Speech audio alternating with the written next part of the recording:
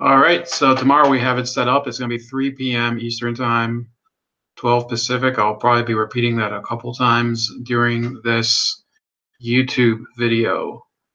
What we are talking about is the article that I did for our news network.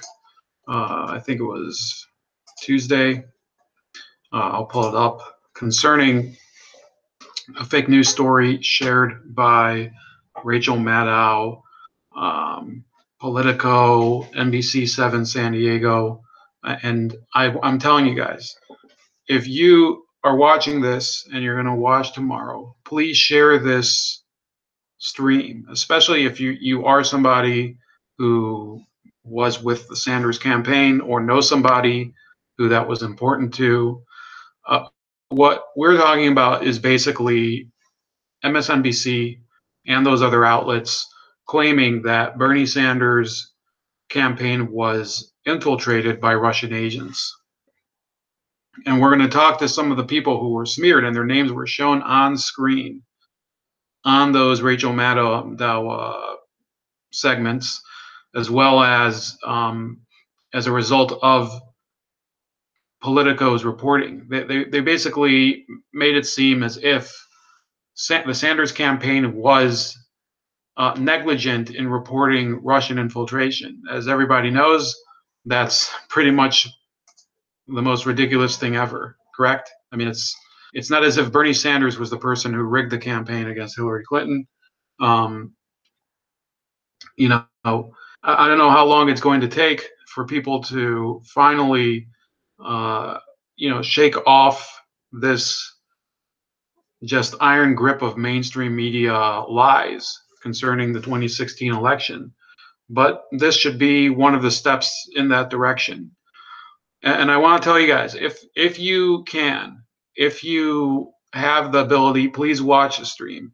But even more important, if you can't watch the stream, I need you to share it. I have in the description, and I'll show you the video. Right? I mean, you're going to be basically watching the video with me showing you the screen of the video. So here you go. There's all the relevant links to, here's the YouTube stream tomorrow, 3 p.m. Eastern Time, 12 Pacific. Steam it, the entire description of everything. Hard News Network, the full article, the Twitter link, Facebook, Gab, it's all there. Whichever one you want to share it on. Preferably you'd share it on every one of them. Although the article you can't share on it because it's already the article, obviously. So again, the issue here is we have a number of people who they worked during the 2016 campaign to elect a candidate, and that candidate, yeah, sure, that's a candidate I don't agree with. They probably wouldn't agree with the candidate I wanted, Rand Paul, but it's wrong.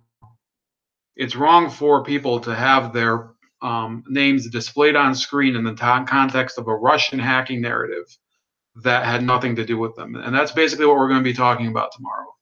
We're going to be talking about the Clinton campaign making excuses, even to this day, for why, for some reason, she just couldn't get over that finish line. You know, it's like the rabbit from the tortoise and hare story. Well, the hare, but claiming, oh, well, the hare cheated. Everybody knows I was the fastest. That's basically the way it's been this whole time. It's just maddening.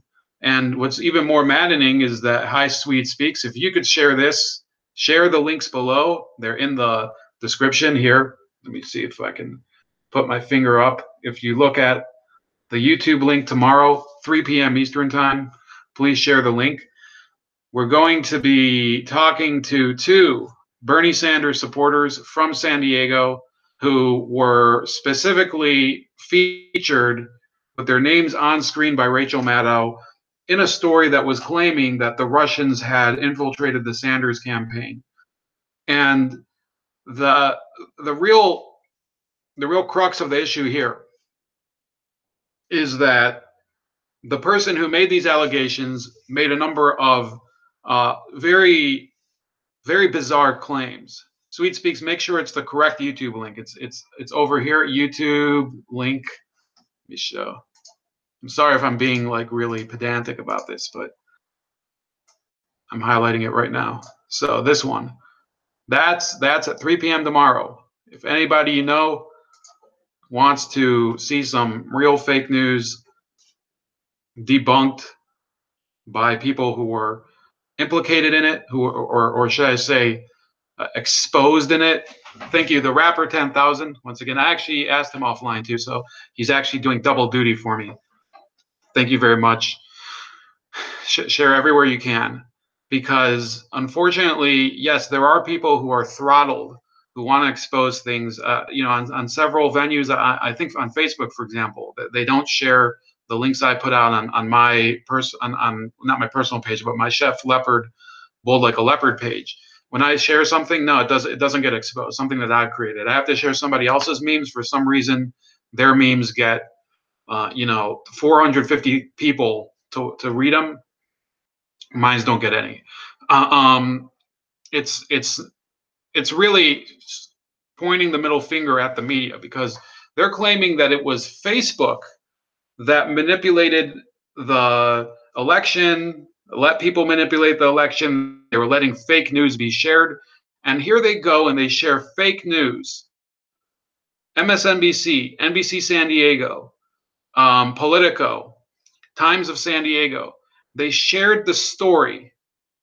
Realize this. They shared the story of a man who claimed that he was an administrator on a Facebook page, on a Facebook group, two Facebook groups that were unofficial Bernie Sanders supporters groups. And he said that he, in September 2016, informed the Clinton campaign and national security officials in the Obama administration that Russians were attempting to influence the campaign. He says that he informed 21st Century American Bridge, I think I got their name right, of the issue. And but 21st Century Bridge, they're a super PAC for, guess who? David Brock. Why is a Bernie Sanders supporter? Answer this.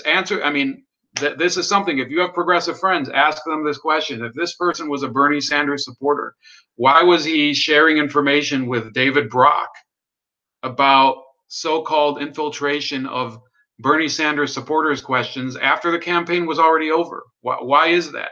Why is another further issue? A further issue. Let's think about it this way. If you go through this person's history, his name is John Mattis, John John, not Jon like Jonathan. So John John, Mattis Mattes. Just explore his history. Don't comment. Don't say anything. We'll leave him to answer this question when it becomes a story, because he doesn't have an answer to the question. He's been contacted by these people anyway. So ask him, why is it that on your Twitter feed, during the entire spring of 2016, when the campaign for Bernie Sanders to be elected, to be nominated for the Democratic ticket to run for president of the United States, how come there's virtually no stories of yours talking about Bernie Sanders? All of your stories they appear to be about payday lenders and things like that, but nothing specifically pertaining to the campaign about Hillary Clinton. That's just on Twitter. Then you go to his feed. You go to the feed of the actual pages, and for some reason, that period's also there's virtually nothing from John Mattis. You just don't see anything. Why is that?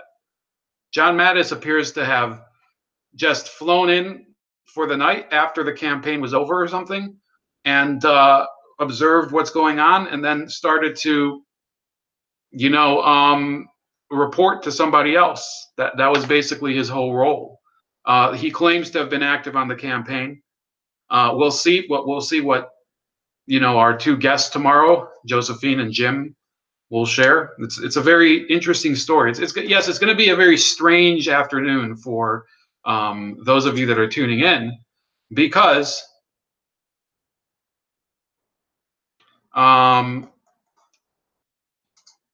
those people have been suffering through this basically this parallel universe here, where people are being told on the news, on the news networks that are supposedly liberal and progressive, that it was it was basically Russia that infiltrated their campaign and ruined the election for Hillary Clinton, and it's all Bernie supporters are to blame for Hillary Clinton winning the election.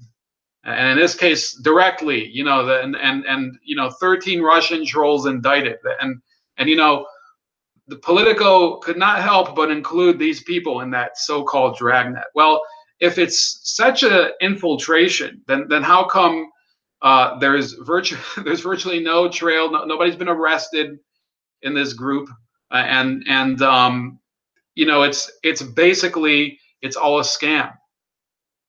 We have to start telling people in every avenue possible, and Rapper 10,000, you know what I'm talking about here. We have to start telling the people on the other side, you know, the progressive side, the truth about what you know I've uncovered here, and hopefully that they'll pass it on, because it's not about us showing progressives only, you know, this side where, you know, we disagree with you on universal health care, or I disagree with you on border security, or I disagree with you on you know, social issues. It is really about having you know, integrity in media.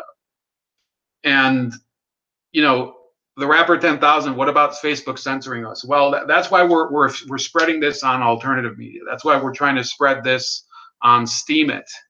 On Steemit. If you're not on Steemit yet, please get on Steemit and follow me. Yes. But if you're not on Steemit yet, go to Steemit, upvote this video. It's very nice. I have a great synopsis of it.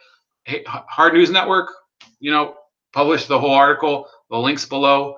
On Twitter, very important. If you use the link below, you actually share it not just with me, but you retweet it to a number of progressive creators. Okay, so I'm talking about Jimmy Dore. I think I linked Tim Black, Progressive Soapbox. His name is Jamal Thomas. Whose show I watch? Yes, I watch progressive shows. Why not? You don't think some of them are watching our shows? Yeah, and Facebook is censoring us, sure, but if Facebook is censoring us, and at the same time they're taking responsibility for Russia infiltrating and manipulating the election, then is it not going to be embarrassing if it's discovered that basically that manipulation was bullshit? Vro Keeler is joining us. Vro Keeler, I want you to go on Lionel's stream tomorrow at 12 and tell him, tell Lionel, I know he has that stream at 12 p.m. every day, to tune in at 3 p.m. to my stream. And will really, I mean, he likes to pretend that the stories I share don't really matter, but this story does matter. Rachel Maddow splashing the names of Facebook users across her screen, that does matter. Okay, because those people, they weren't in this race in order to get famous, or they weren't in the campaign in order to get famous. They were people, yes, they have a vision of the United States that's very different from mine, probably different from a lot of you guys, but they weren't trying to ruin their lives in a certain, I mean, I don't know if their lives were ruined, so let's not rush to judgment here, but they didn't want to be dragged through some sort of you know, publicity hell about this, and they didn't want to be misrepresented. And this guy John Mattis is going around to what they call Democratic clubs. I don't know if they have them where you guys live, but I know in New York City they're pretty big, and apparently in California as well. So they'll have Democratic clubs and wards and precincts and whatever, and they'll have him speak about all this, you know, indivisible, you know, that new movement, indivisible. So they'll have him speak out about how he basically uncovered this cabal of people who infiltrated his Facebook group and made, you know, basically the Russians were doing this all around the country or whatever. What evidence does he usually show? Well, we don't really see that much, except for the names of people like Jim and Josephine that are tuning in tomorrow. You know, and it's really a disgrace that he's gotten as much attention from the media as he has, and probably they gave him just enough exposure so people wouldn't ask the real questions here. such as how is it, guys, that somebody who is claiming to be an investigative lawyer and attorney, practicing attorney, didn't know that when you report something to a super PAC, it doesn't mean you're reporting it to the campaign, at least according to the law. Okay, by law, David Brock and his super PAC, 21st American Bridge 21st Century, they're prohibited from speaking directly and communicating directly with the Clinton campaign. So he should know that. He should know that. Also, Politico withheld the name of the person, the researcher with Brock's group, that that shared the information, that received the information from Mattis, and then was supposedly the one who brought it upstairs. Well, why would they hide the name of that person? And how come when they tried to contact that person, this is Edward Isaac Dovier. Okay, so in the I'll put that in the chat. Just go to his Twitter page and maybe take a look at what he's shared so far. Yeah, this writer for Politico, he basically he did follow up with Mattis's contact with that super PAC, and then and then the guy basically revealed nothing. He said, "Well, I don't know if there's going to if we saw anything come out of this." The guy basically was closed up like a hermit crab. So I want you guys to spread this again. I have 1, 2, 3, 4, 5, 6 links in the description at the top. Okay, the YouTube event, which is at 3 p.m. Eastern, 12 Pacific tomorrow. The Steemit link. So Steemit, if you're not on Steemit yet, go to Steemit and join and vote it up and subscribe. Hard News Network, the Twitter share tweet, that might be the most important one. If you can get progressive creators to start paying attention to this, it would probably be like a huge cannonball through the whole of MSNBC, because then hopefully these individuals that I'm speaking with tomorrow, they'll actually get the attention of their own side of the aisle. You know, the more pressure we get from both sides of the aisle, from our side and from the leftists, you know, you might not like them, but in this case, they definitely have a relevance to this. The more attention we can get to this matter, the more we can expose Rachel Maddow, and you know, who knows, there could be legal repercussions for Rachel Maddow. You don't just splash the names of a number of Facebook users on the screen and, you know, hope that they're guilty or something. And that's what they did. That's what they did. And the context was wrong. And in fact, one of the people whose names was splashed, he was trying to warn about scammers who were trying to collect money in the name of Bernie Sanders. So that was in order to collect money. It wasn't in order to hack the election. These were people who were trying to raise money and pocket it in the name of the Sanders campaign. So they were trying to expose scammers. This was a woman from the Bay Area. So yeah, this is founded on lies, and it will be exposed by truth. And it will be exposed by truth, hopefully, if you guys can share it. Now, I did tweet and share this with some friends, and I'm hoping that, you know, there's going to be more people who see this. But, you know, it depends on you, the viewer. It depends on you, the commenter, you, the shitposter, you, the troll, to get this out as well. Because you know, believe it or not, a lot of the people that I've had on this channel, I found through commenting or, you know, discussions, sometimes just trolling, by the way. You know, I'm not even joking. I'm being totally serious. But when you share information with other people and they're forced to look at it, or they look at it by mistake or something, you know, it could have an effect on them. That's the objective of changing minds. You can't change every mind, but you can force people at least to look at the evidence, and if they turn away from it, then, you know, they have to live with that image for the rest of you know, their consciousness. You know, maybe eventually it doesn't become an issue, but you know, this, it looks like it's just mushrooming into a huge issue. Think about it this way. I mean, hopefully, and I'm still of the mind that I don't know, maybe I'm out of the loop, but I'm of the mind we can avoid a major conflict with Russia. But if we are embroiled in a major conflict with Russia, and it's revealed that a lot of these so-called allegations are not only false, but they actually victimized real people, you know, it has to be known. It has to be, the record has to be put out there. Forever 10,000. I cannot get people at my school to admit that there are biases on both sides of the issues. You're talking about high school? I'm talking, I don't know what you mean. Yeah, there's a real problem here.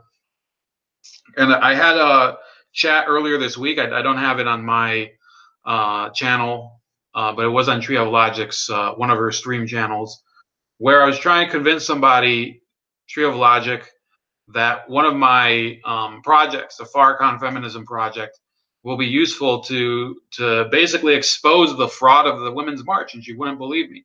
One of the reasons she wouldn't believe me is because she essentially has a fatalistic attitude towards people with liberal mindsets. Okay, the rapper 10,000, he's in college. You know, if you're on campus tomorrow, share the stream. You know what? Hack into the projector of your professor and have the stream live cast there. Okay, I'm giving you full permission here as a former well, an alumnus of a university, and I have a master's degree, so I guess technically that gives me authority to say something, right? But in any case, no. You need to realize that when you become so fatalistic where you say, well, there's no point in talking to liberals, they don't even listen. Well, sure, I mean, there could, I have friends who are super liberal, they don't listen. You know, I have a cousin who's uber liberal.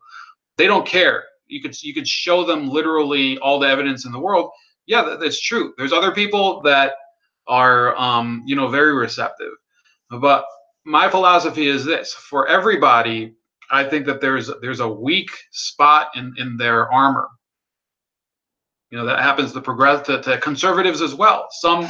Some progressives started out as conservatives, and some people vice versa. You know, people don't remain with the same belief system their entire lives. Why is it that there's certain people who start out as Muslims and then end up becoming atheists, or people who started out as Catholics and became Muslims? Well, certain things happen in their lives that convince them that their perspective on life was a little different from the way it really is, and you know, they change. People do change. Hopefully, if you have a strong attachment to a certain mindset, you learn enough. And I've got an O-level 5 grade 5 in English. Gabriel, I think you just revealed what country you're from. By the way, yeah, if you're in Britain, yeah, tomorrow this would be this would be at 8 p.m. London time. Yes, tune in if you're a progressive Bernie Sanders supporter from the UK. Who knows? I mean, maybe he had British citizens voting for him. I'm kidding.